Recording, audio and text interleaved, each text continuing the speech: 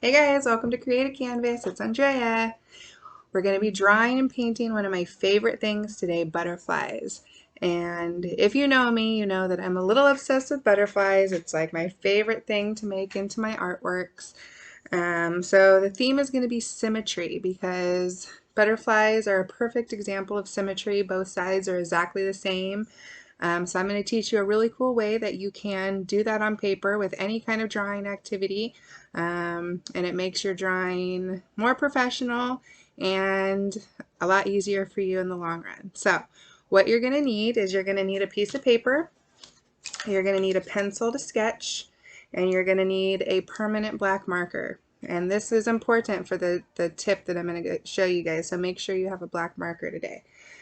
Then, once we have our butterfly all drawn out and designed, you can decide how you want to color it or how you want to paint it. So you can use colored pencils. I'm going to be using watercolor today and maybe some ink. You can use pastel or acrylic paint. So this is very versatile. You could do it over and over, different style and types of wings, because that's what's so fun about butterflies is they're all so different, and you never really get tired of drawing them. So have fun today, be creative, look up some ideas or some inspiration pictures on your phone, and have them close to you to help you design your butterfly wings. Okay, so let's get started. The first thing we're going to do is you're going to take your white paper, you're going to fold it in half, and this is how we're going to make our butterfly symmetrical or even on both sides, exactly the same on both sides. And it's a time-saving trick. Think smarter, not harder. Okay, so I folded my paper in half, hamburger way, as a lot of you guys would call it.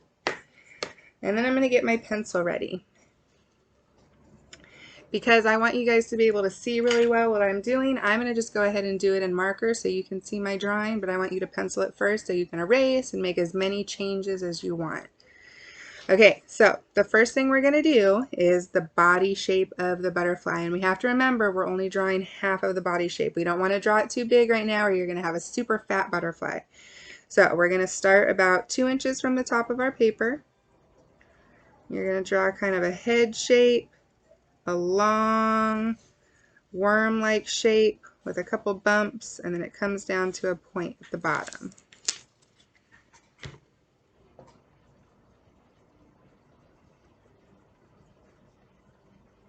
Okay, you can adjust that as you want.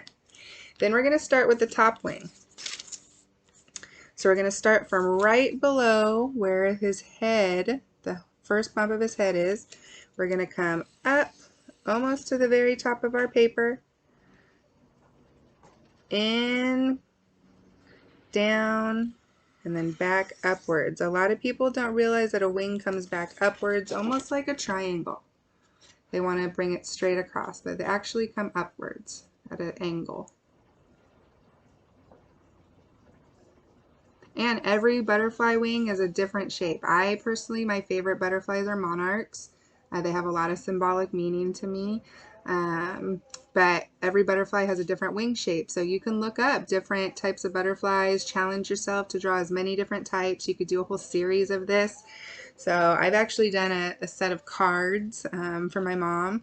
I did a bunch of different types of butterfly wings, and I printed them on paper like this and made them into cards, and she gives them to her friends all the time, little note cards. So that's kind of a fun way that I was able to take my art and give it as a gift to someone who will regift it. So think of ways that you can share your art with people. Okay, so after you have the first wing, we're going to start from right where it stops. We're going to come right across the bottom of the wing, down towards the bottom. We're going to have a little teeny bump at the bottom, and then come back up.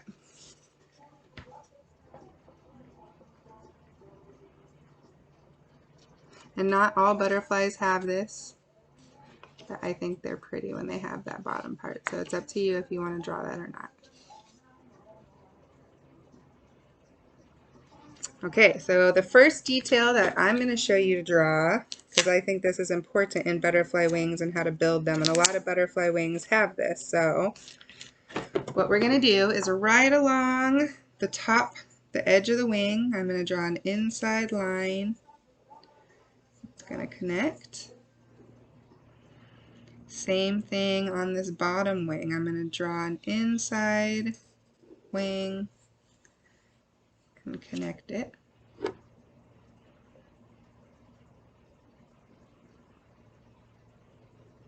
Okay. Then I like to draw a teardrop, and I'm basically showing you how to draw a monarch. One teardrop on top, one teardrop on bottom.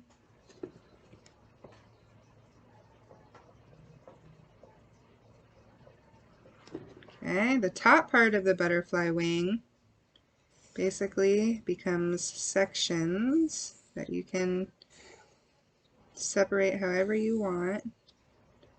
Or sections like that. And then the bottom part of the wing turns more into like rounded triangle shapes or petal shapes. And yes, the top and the bottom of wings are very often different. Even though at a quick glance they look very similar to each other, they're different.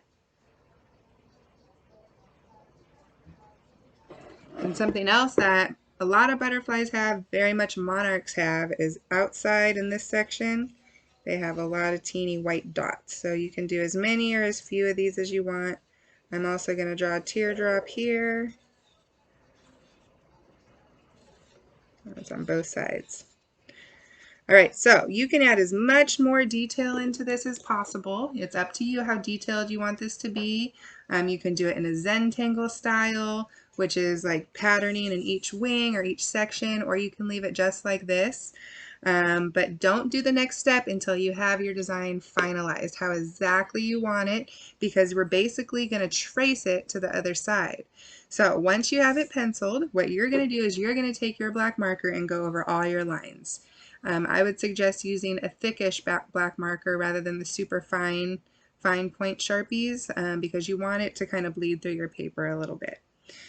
So when you're ready and you have all your design how you want it, you're going to unfold your paper. You're going to flip it over.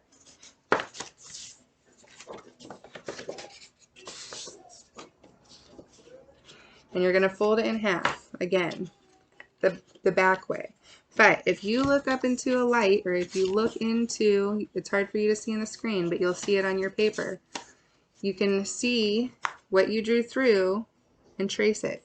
So you're going to hold your paper up towards the light, and you're going to go over. I'm going to do this quickly just so you can see that I'm looking at my, even though it looks like I'm looking at blank paper, I'm looking at, because my light is shining through my paper, I can see my whole design. Give me 2.5 seconds. And this is a really cool trick for tracing anything symmetrical. You draw half of it first, and then you fold your paper inside out. Now I can see it on the other side. I know you guys can't, but what I can do now is I look back at my original paper, I have it opened up, and I can very much see my Sharpie line through, trace over what I've just done, making my very perfect and symmetrical butterfly. And this is why it's important that you don't do your tracing until you have your design completely figured out, so you can kind of see. See? Symmetry. And I could do it on the other side if I wanted, because now I can see it through again. It's basically just repetitive. But the more times you draw a butterfly, the better you're going to get at it. So this is a perfect way to just keep practicing, and then eventually, once you do it 2 times, you're going to have a perfectly symmetrical butterfly drawn on your paper. Pretty cool. So just flip it inside out, trace it through the paper, what you see, flip it back, draw it back next to the one you already did, and you can see that the perfect angles of it. Okay, so when you're ready, then you can start doing your coloring of it.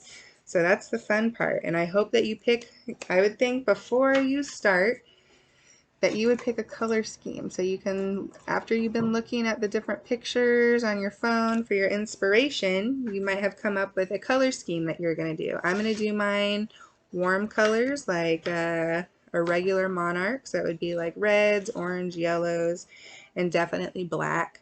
The edges around the sides would be black. So I'm going to use my watercolors. What I like to do before I start is I take my water cup. Any colors I know I'm going to be using, I just take a few drips of water, get my paint nice and loosened up. The cool thing about this palette, this is a really nice palette by Prang. Has a couple different colors of orange in here and a couple different colors of red. So I'm going to have a nice variety to work with. So we'll just paint together. I'm going to put on some music and find a pattern. I'm going to start on the top part of my butterfly, and I'm going to do all my black last. And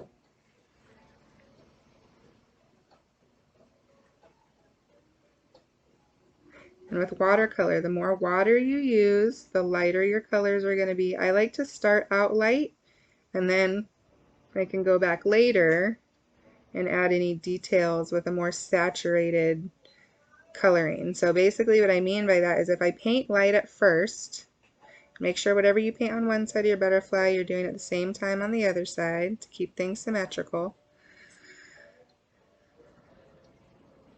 But if I paint light on my first round around, then when I come back, if I want to add less water and make things a little bit darker, if I decide I want to add some texture onto what I just did, I can do it with a more saturated or a darker version of that color just by adding less water. Okay, so what I'm doing is I'm kind of I picked one color to start with, and I'm going through every other section where I feel like, and I'm doing both sides evenly, making sure, even though when I traced, I was doing it kind of quick style to show you. It was a little bit off, but that's all right. Okay, so I'm going to show you what I mean about getting more saturated. So as you go through and you want to add more detail. So here I've gone around and I've put the same color into each section that I want. Now what I can do is I can use the same color, just use less water.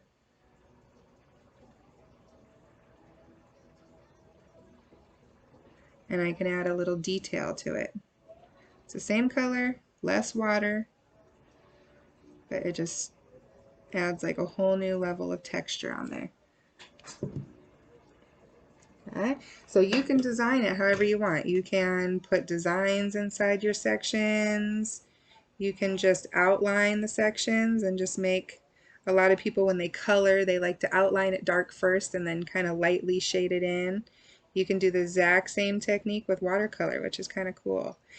And the cool thing about doing butterflies is you don't have to worry too much about staying in your lines, because a lot of the other space that you're going out of into is going to end up getting painted black. So you're going to cover it.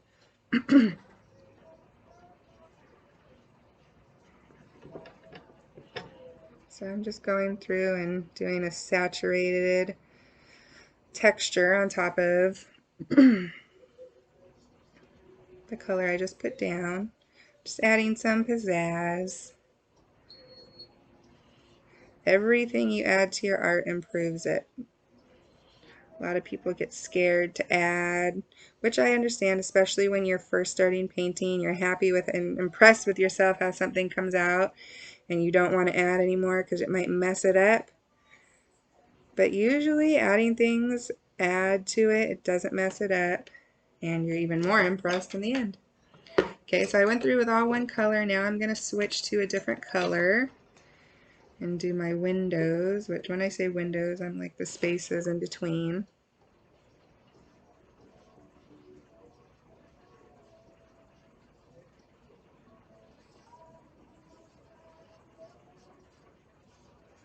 I'm only going to do one section of this color just to show you how I'm going to finish off this butterfly.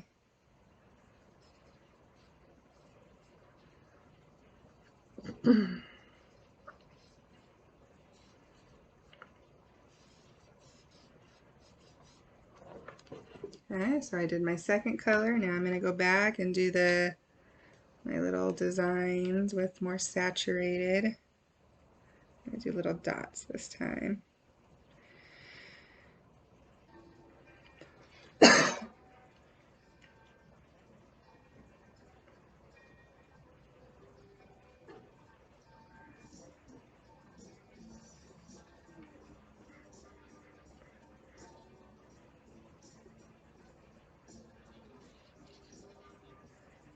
My dots ran, but that's okay. Gives it some character. Then I'm going to pick up another color of orange, get in here.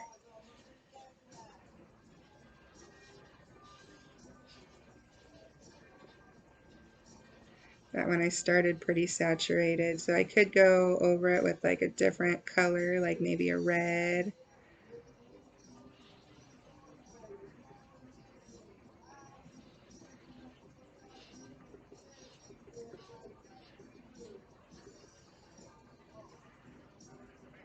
Get some of this dot.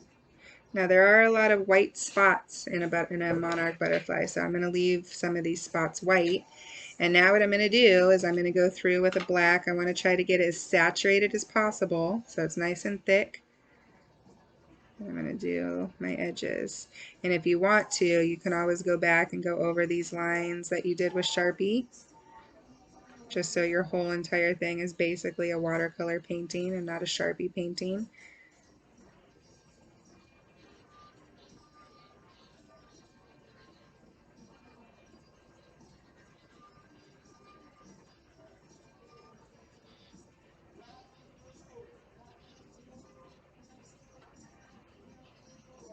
And I'm also on my wings, on the edge, I want to give a little bit of a bump to make it look a little bit more realistic, because butterfly wings aren't super smooth on the edge. They have kind of like a bump to it.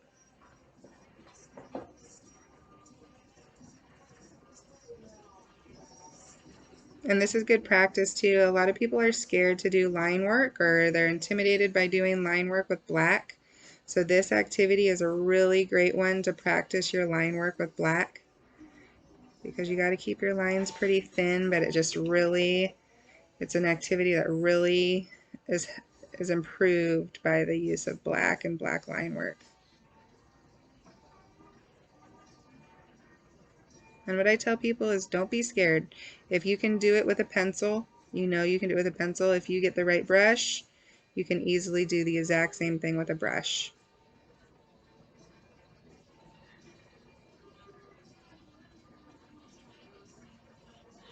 The more you're scared and the more you question or like don't feel confident with your brush stroke, that's when it gets shaky or gives you some problem.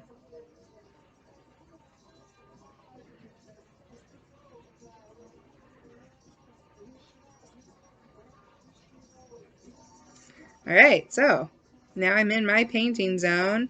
I hope you guys are getting into your painting zone, and I hope that right now, like, I'm in this point of my painting zone, and I keep thinking of, oh, the next one I want to do like this. The next one I'm going to do these colors. And I really hope you're inspired in the same way to get creative and continue doing this project and create more butterflies. Maybe do like a whole series of them for your room, or think about gifts that you can make for people. You can frame them with all different colors, maybe series of different rainbow color butterflies. There's so many things that you can do with butterflies, and it's inspiring, and they're fun, and they turn out really pretty. So I hope you continue to do these, and I hope that you are back soon because you want to create some more.